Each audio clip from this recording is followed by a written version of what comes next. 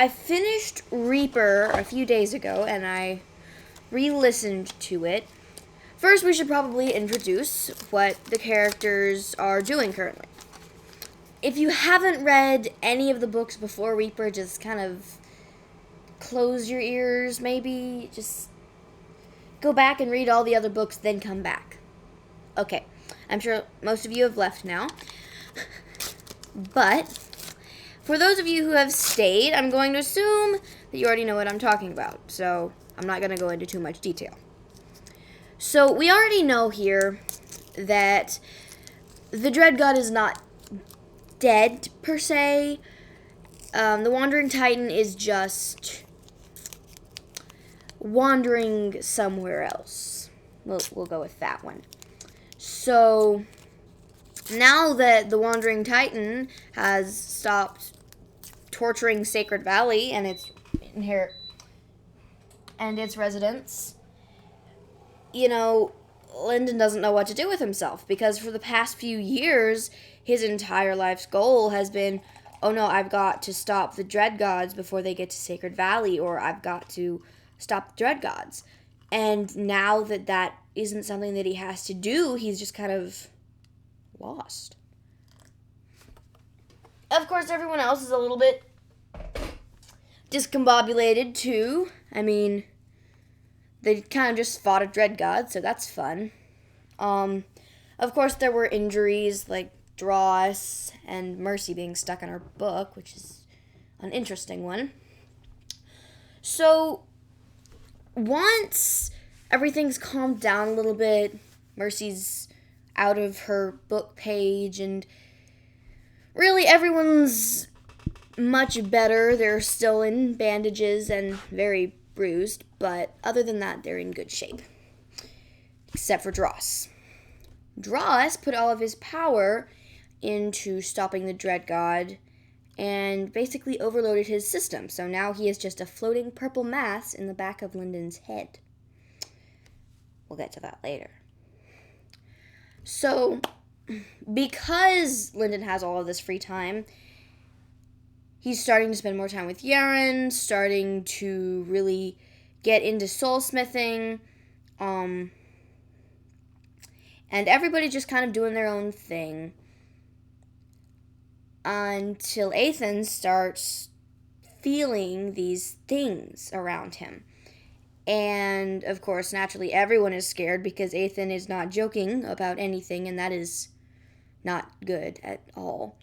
So they realize that it is most likely coming from Sacred Valley. So they go to Sacred Valley. Great idea.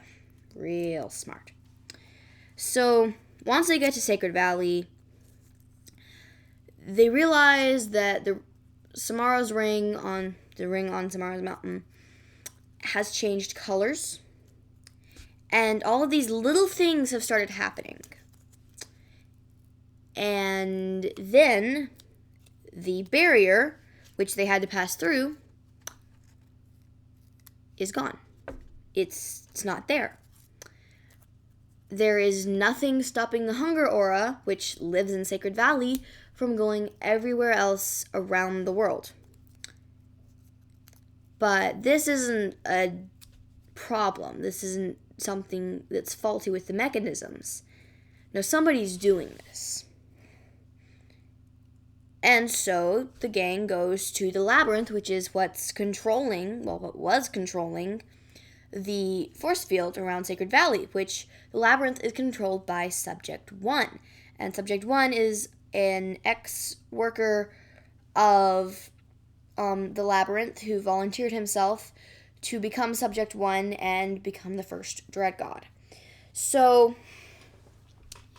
it's all fun until they realize that the labyrinth has closed its doors, and it doesn't do that very often. So everybody's kind of worried. And then the door is open. Just kind of open. So they go in the labyrinth. What else would you do when a horrible, scary force opens a labyrinth and takes down a force field that has been there for hundreds of years. Yeah, let's go towards that source of power. Yeah, that's a smart idea. So throughout the rest of the book, we kind of know a little bit more, start to get a little bit better of an idea of who Osmanthus Aurelius was. And Osmanthus was the patriarch, the founding patriarch of the Aurelius family. He is now the Reaper in the Abaddon. So he used to not work in the labyrinth per se, just kind of own it, I guess you would call it. So they learn a little bit more about Osmanthus, which Ethan is very eager to do, to learn a little bit more about his patriarch, the founder of his family. And, weird stuff happens and they face horrible monster creatures. But hey, that's every other day anyway. My only complaint is that there was no Fisher Gesha. But she's coming in next book. Wight said that on his spoiler Reaper stream that he did about a week or so ago. So that's nice. Yeah. That's about it. So goodbye, and make sure to make time for tea and a good book.